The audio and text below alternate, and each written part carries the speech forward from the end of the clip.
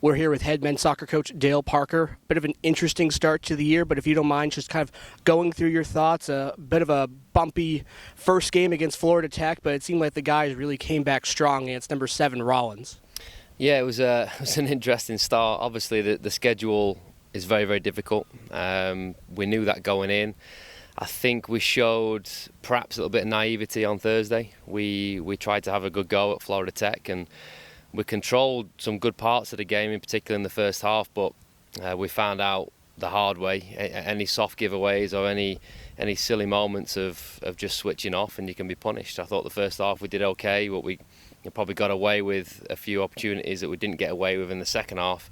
And once the game sort of got to 3-1, 4-1, it really slipped away from us. But the way the boys bounced back on Saturday was admirable. I think the approach to Saturday was what was needed. We changed things a little bit, played a bit more protective, and allowed our sort of dynamic players to spearhead a counter-attacking style on Saturday, and it worked really, really well. And just disappointed we couldn't see it through with 2 minutes to go.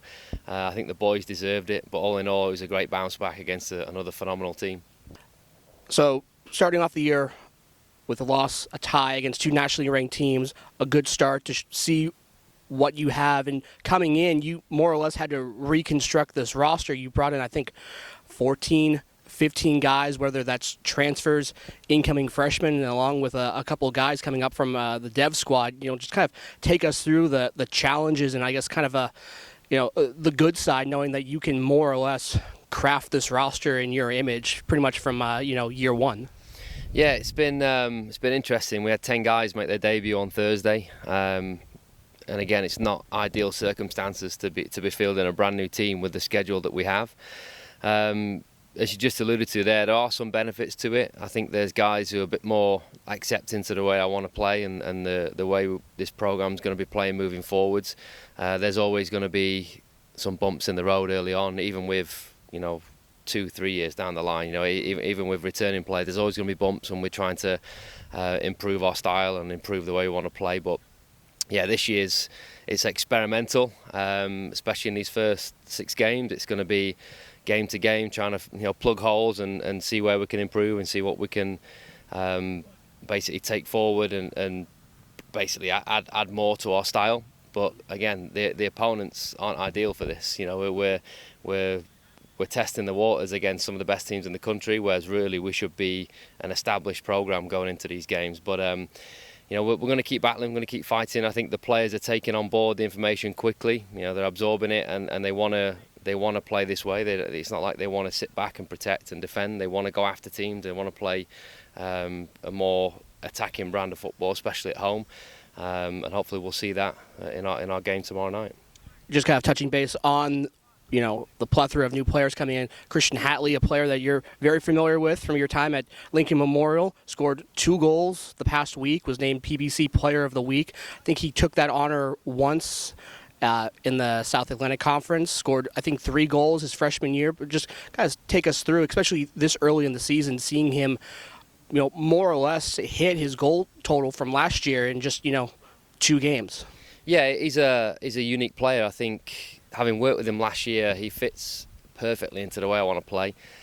He's very dynamic, very hard-working. There's still areas of his game that even he would admit he needs to improve, and hopefully we can help him with that. But he's had a phenomenal start. He's been given more of a sort of a primary role in this team. Last year he was, he's one of our most important players at LMU, but he was supporting a guy that scored double figures.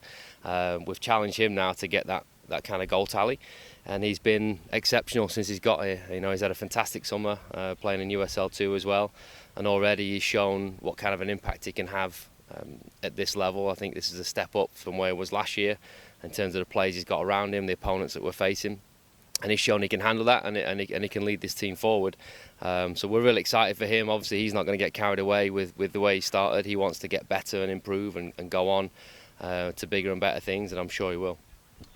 Now, the region is a bit different compared to last year. Right now, Clayton State is 16th in the nation. The team that we're playing, soon to be Palm Beach Atlantic, took down Flagler, who this team battled in the PBC final, gave them 2 good regular season matchups. Just kind of take us through your thoughts on taking yet another Sunshine State Conference opponent, and that conference last year just seemed to fill up the Super Region when these Bearcats made their first NCAA appearance since 2018. Yeah, Sunshine State Conference is, hands down the strongest in the country, and geographically where we're located, it's ideal to get some games against these teams and learn about our game and push our game forward, because ultimately if you want to take part in the NCAA tournament, then just win your conference tournament. If you want to do some damage and potentially go on and win the national tournament, you have to compare yourself against teams like this. Yes, this season it's a strange one for us because we're rebuilding. Ideally, we wouldn't have had to play these types of games so early, but long term it's going to help us. And if we want to do some damage in a national tournament and make a dent and try and win the thing, then you have to play these teams. I think over the last 5 or 6 years, that conference has got even better. I think the exposure through social media is probably one reason, right? The guys that come over here to play, especially the international guys, when they see the lifestyle in Florida, that certainly helps.